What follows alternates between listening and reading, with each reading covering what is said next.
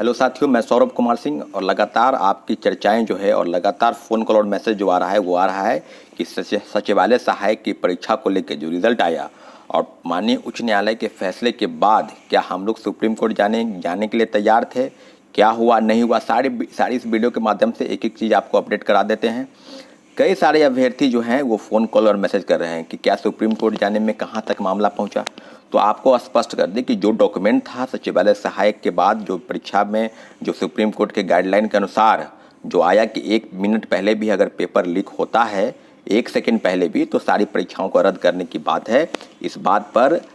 क्या है बिंदु, आधार क्या है, तो माननीय उच्च न्यायालय के फैसले का यही था कि माननीय उच्च न्यायालय ने इस सारी बिंदुओं पर तहकीकात की और उनका फैसला था कि ये इस तरह की चीज़ें नहीं हो सकती क्योंकि रिजल्ट पब्लिश हो चुका था। और जो पेपर लीक की बात आयोग और सचिवालय सहायक और आर्थिक अपराध इकाई की रिपोर्ट कह रही थी कि पेपर लीक हुआ, ये मान रहे थे, परंतु इससे बहुत सारे छात्रों को फ़ायदा नहीं, क्योंकि ये परीक्षा के अंतिम समय में पेपर लीक हुआ। तो आप ही बताइए ना कि पेपर लीक के संदर्भ में और जो सचिवालय सहायक के प्रथम पाली की जो प्रथम शिफ्ट की परीक्षा 23 की प्रथम पाली जिसको रद्द किया गया और दोबारा परीक्षा 5 मार्च को आयोजित हुई, मात्र उसमें 2600 रिजल्ट हुए और जो पहले और सेकेंड दोनों मिलाकर जो है उसमें से लगभग 9500 रिजल्ट हुए। तो सारी चीज़ों पर और कई सारे अभ्यर्थी थे जो मेंस परीक्षा में बैठे, उनका भी कहना था कि नहीं जो है परीक्षा में जो है धांधली नहीं हुआ है, क्योंकि उनको ये लग रहा था कि मेरा रिजल्ट आ जाएगा। और जब रिजल्ट आया गया तो फिर उसमें से जो 2200 कुछ पद थे वही लोग पास हुए। 11000 छात्रों में तो 9000 लोग आज भी हैं जो मेंस परीक्षा का रिजल्ट का इंतजार कर रहे थे, वो भी अब उनको लगता है कि मेरे साथ गलत हुआ है। तो जो प्रक्रिया आप ही बताइए कि जितने परीक्षार्थी, लगभग 9 लाख परीक्षार्थी इस परीक्षा में शामिल हुए और लगातार उनका ये कहना था कि पेपर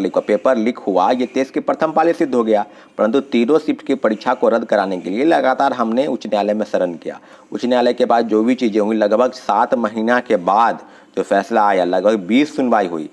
रीट के मामले थे 2 और PIL किया हुआ था प्रिया कुमारी का। तीनों मामले लगातार चल रहे थे और लगभग 20 सुनवाई हुई। 20 सुनवाई के बाद आखिर जो आदेश आया कि छात्रों के पक्ष फैसला ना होकर ये सरकार और आयोग के पक्ष फैसला गया। एक बात आप बताइए, और लगातार लोग कह रहे थे कि सुप्रीम कोर्ट जाने के बाद, सुप्रीम कोर्ट जाने के लिए भी एक टेलीग्राम ग्रुप बना, लगभग 1500-1600 लोग उसमें जुड़े और 1600 लोग में लगभग 150 लोग ही ऐसे थे जो वाकई में परीक्षार्थी थे, या तो वो सेटर थे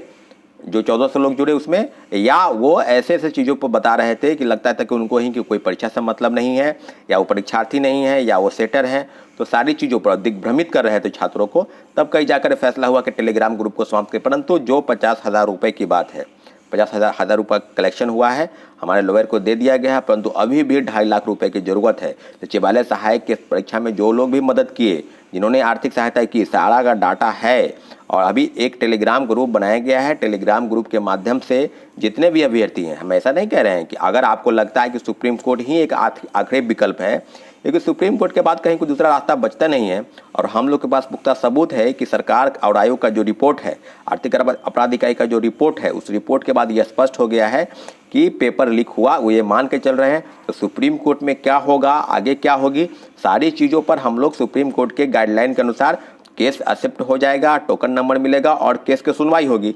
संभवतः जो है वो छठ पूजा के आसपास जो है वो केस, अगर आप हमको अभी पैसे की ज़रूरत है और आपको अगर सही में आप चाहते हैं कि सुप्रीम कोर्ट में केस लड़ाया जाए, तो जो 500, 1000, 2000 रुपये जो आपको आर्थिक सहायता करनी है, टेलीग्राम ग्रुप के माध्यम से, आज हम टेलीग्राम ग्रुप बनाए, उसका लिंक जो है कम्युनिटी पोस्ट के माध्यम से शेयर कर देंगे। जितने भी साथी परीक्षार्थी हैं,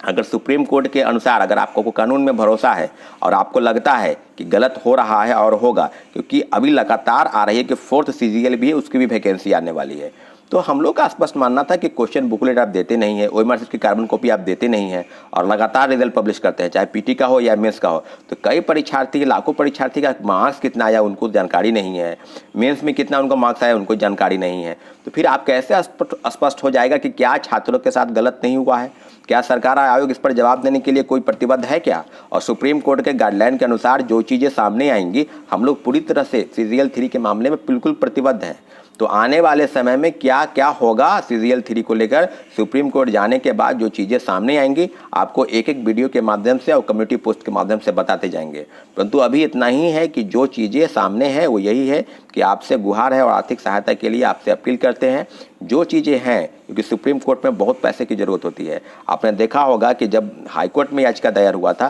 तो लगभग 1.5 लाख रुपए की ज़रूरत थी और काफ़ी मशक्क़त के बाद लगभग 20-25 दिन लगा समय, तभी सब चीज़ें सामने आई। तो अभी एक बात स्पष्ट है कि जो चीज़ें सामने हैं वो यही कि सुप्रीम कोर्ट जाने की चीज़ों को लेकर आप प्रतिबद्ध हैं, हम भी प्रतिबद्ध हैं। सारी चीज़ें आपको अपडेट हम देंगे वीडियो के माध्यम से, परंतु इतना ज़रूर है कि आज जो चीज़ें हुई हैं, बहुत दिनों के बाद लोगों के मन में ये होगा शिक्षक बहाली के मुद्दे पर हम लग गए, तो कुछ लोग बोल रहे हैं कि अलग आपको काम नहीं है। तो आप एक बार जान लीजिए कि जो CGL 3 में हुआ उसकी पूरी अपडेट और पूरी जानकारी के साथ सचिवालय सहायक में कोर्ट में एफिडेविट के तहत जो चीज़ें होंगी,